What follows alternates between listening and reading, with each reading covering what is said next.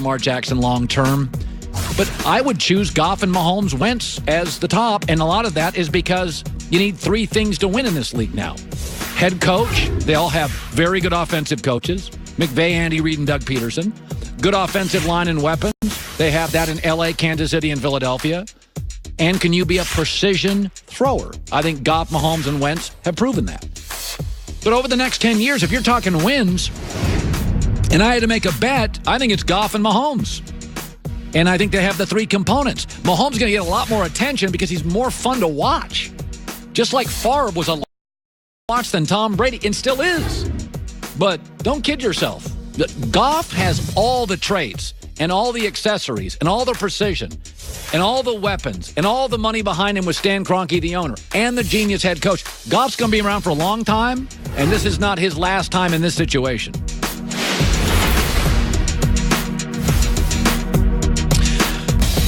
Valentine's coming up, 1-800-Flowers.com. You can get 24 red roses. 18 costs you $29.99. 24, just $10 more. 1-800-Flowers.com. Enter the code HERD, H-E-R-D.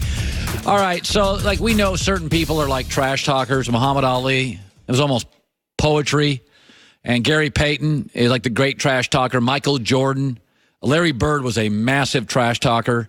Some guy, most athletes talk a little trash. Belichick is the great trash mumbler. So I thought this was trolling yesterday. So somebody asked him about Aaron Donald of the Rams. And remember who people consider the best football player ever. And when you look at all-time lists, Brady's number one. Lawrence Taylor, who Belichick coached, is somewhere in the top 10. Here's what Belichick said yesterday. Aaron Donald's a great football player. I wouldn't put anybody ahead of Lawrence Taylor. I can't put anybody ahead of Taylor. Taylor's the best I've ever seen. Certainly the best I've ever coached. And I just wouldn't put anybody ahead of him. Okay. It's one thing to say when you have what many believes the best player ever to play football, certainly the most impactful. Lawrence Taylor is the best player I've ever had. But then to dig into it and go, certainly the best I've ever coached. Now remember the word certainly. That's what we call in our business a trigger word. Certainly means obviously. You'd be stupid to even argue it.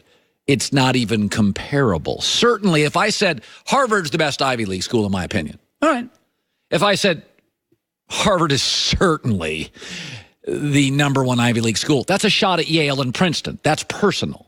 If I said with my wife present, man, that's the best lasagna I've ever had, that's a little dig. But if I said, it's certainly the best lasagna ever cooked for me, knowing she takes great pride in cooking, like Brady takes great pride in being great, that is trolling. That is, you could have just stopped best player I've ever had. Certainly the best player I've ever coached. Isn't that a little 4 days out from the Super Bowl? You don't think that's a little? This is what Belichick does. Remember Tom Brady's birthday? Tom's just a player. This is the psychology. Bill Parcells was great at this. Joe Torre was great at this. Phil Jackson was great at this. Nick Saban's great at this. Red Auerbach. You can go back to the great coaches of all time. Greg Popovich. Getting everybody in his camp to believe it's a unit, take less money. Psychology is a huge part. I mean, go back to Vince Lombardi's quotes about football. When you're asking guys to run through a wall, 18 games, preseason, postseason, do your job, take a pay cut. Football's hard. Football practice is hard. You got to keep players motivated. I mean, this week, Belichick even trash mumbled Wade Phillips. Do you remember that? Remember that one? I've certainly changed a lot in the last 30 years, schematically. Wade really hasn't. I mean, he really hasn't. So you got to give him credit for that. The system's lasted. I mean, really, this is part of his dad's system that he's developed and moved, adapted and developed there. And I think that's a real credit to what he put together 30 years ago. You went back to high school and said, Man, it's a credit to you. You haven't changed at all. Is that really a compliment or a shot? He's got mumble bars. It's also kind of a double shot because not only did he say he didn't change his system, he said it's his daddy's system. He's a trash mumbler. You don't even have your own system. I may be. Speaking, I was just thinking of this, and Joy was beautiful. This outfit you had on today, poor people in the Midwest.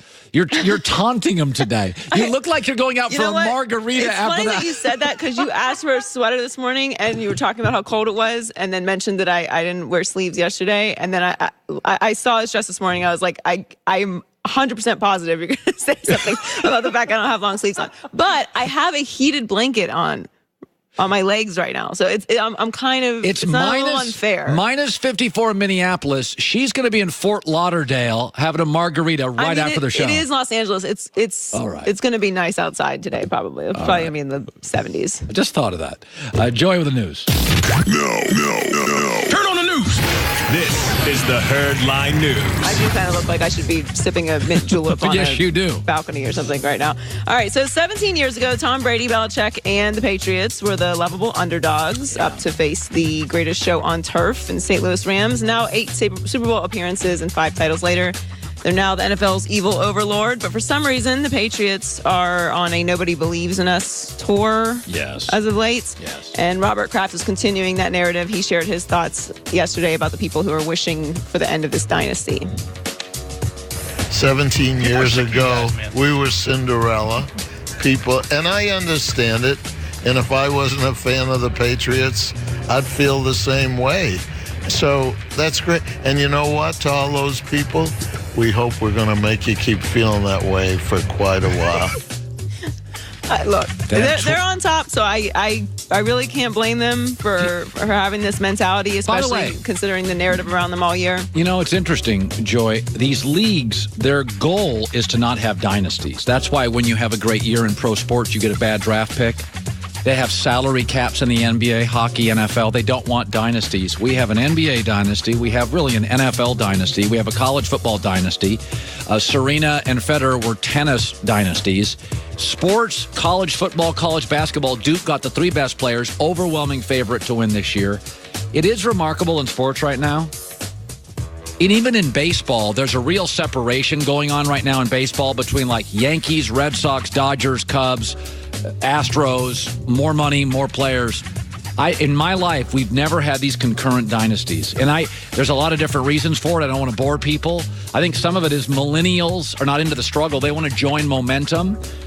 Kevin Durant's like, I'm not struggling in OKC. I'm going to go in Golden State and win. And I think millennial players, 23 to 35-year-old players, generally like to jump on board winning organizations. Well, I mean, there's other factors in the desire to move as well, though, because you didn't have the saturation of media coverage hammering on you for not having any rings either. That's a very good point. So players now are like, hey, I'll go to Duke.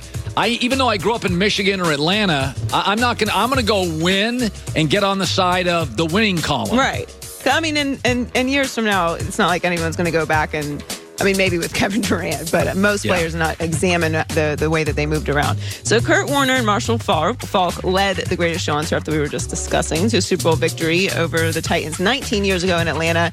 And on Sunday, Jared Goff will try to deliver the franchise's first title since that game in the same city. And on the Dan Patrick Show yesterday, Kurt Warner offered Goff some advice before the biggest game of his life. Well, I mean, I think the one thing I would tell him is that you have to realize this game is like every other game when you get between the lines. I look back at my 3 Super Bowls. The first one, we were ahead 16-0. It was tied 16-16 in the fourth quarter. Just talked about the one in 2001. We were down 17-3, tied up at 17-17 with 2 minutes to go. Every game, even big games like this with high stakes, they have their ebbs and flows. Momentum shifts very quickly, and that's what I would tell him is you got to ride the waves of the Super Bowl. Yeah. I think this is one advantage that the Patriots truly have over the Rams is not just the experience. Obviously, they've been there a lot, but they all come into the game with the mentality of this is just another game. Yeah. No, and if you look at New England the last 3 years of all their playoff games, they've won all but one, and in that game they didn't have to punt. They've gotten to a point in these games, New England scoring about 34 points a game and getting 475 yards. I know what I'm getting in this game from New England. I know I'm getting points from New England. That I don't question. I don't know what I'm getting from the Rams. So to your point is, 50% of this game I know what I'm getting. Are the Rams, who tend to be very comfortable in shootouts, ready to go toe-to-toe? I think that's possible. Or do they get overwhelmed because Brady does to the Rams what he did to Kansas City, which is death by 1,000 cuts, and the Rams and McVay are sitting on the sidelines, never get the football back. That's very possible. I don't love the Rams secondary, and I don't love their linebackers. But I don't look at the Rams offense the way that I look at the Chiefs offense. Like, it felt like doom that Patrick Mahomes was on the sideline for as long as he was, because that's really what you were expecting the answer to the Patriots in that game to be, was the Chiefs' high-flying offense. So when you didn't see that, it was like, this feels like it's over, even though they did have a great fourth quarter. I don't feel like I feel like it's going to be a more even